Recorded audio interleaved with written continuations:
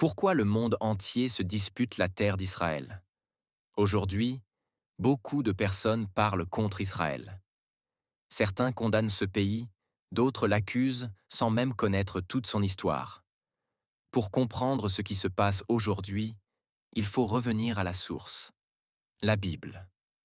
Dans le livre de la Genèse 12, verset 3, Dieu parle à Abraham et dit « Je bénirai ceux qui te béniront, et je maudirai ceux qui te maudiront. » Cela montre que l'histoire d'Israël n'est pas une simple histoire politique. C'est une histoire spirituelle qui commence avec les promesses de Dieu. Dieu a donné la terre de Canaan à la descendance d'Abraham. C'est sur cette terre que le peuple d'Israël s'est installé. Et c'est là que des rois comme David et Salomon ont régné. Mais à cause de leur désobéissance, plusieurs nations ont envahi cette terre au cours de l'histoire. Finalement, l'Empire romain a détruit Jérusalem et le Temple. En l'an 70 après Jésus-Christ, l'armée romaine a ravagé la ville. Beaucoup de Juifs ont été tués, d'autres ont été dispersés dans plusieurs pays du monde.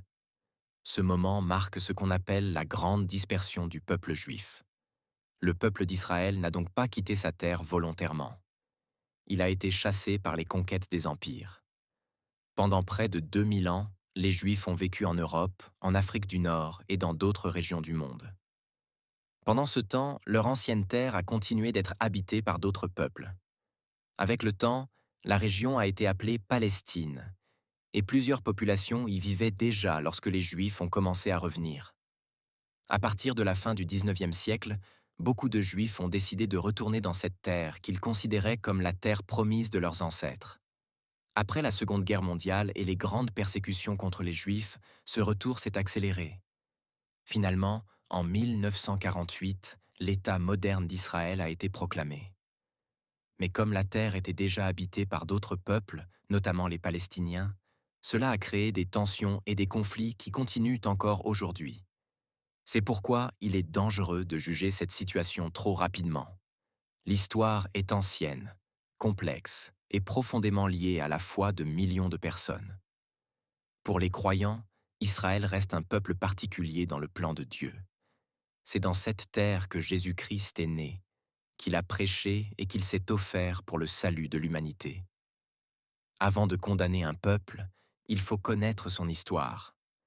Avant de parler contre une nation, il faut comprendre ce que Dieu a établi dans le passé. La Bible nous appelle à la sagesse et à l'humilité. Aucun homme ne peut donner des leçons à Dieu. Aucun homme n'a demandé la permission d'exister avant de venir au monde. Dieu est souverain. Il agit selon sa volonté et accomplit ses plans à travers l'histoire.